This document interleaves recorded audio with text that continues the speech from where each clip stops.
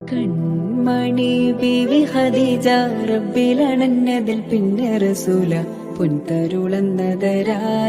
മലരേ പുൻതരുളന്നതരായിഷ മലരേ കൺമണി ബീവി ഖദീജ റബ്ബിലണഞ്ഞതിൽ പിന്നെ റസൂല പുൻതരുളന്നതരായിഷ മലരേ പുൻതരുളന്നതരായിഷ മലരേ മുത്താറ്റ നബി ത്വാഹ വന്നു പുകളുകളോതാം പൊന്നാമ്പൽ തണി ബീവിയോരിൽ സ്നേഹമോദിടാം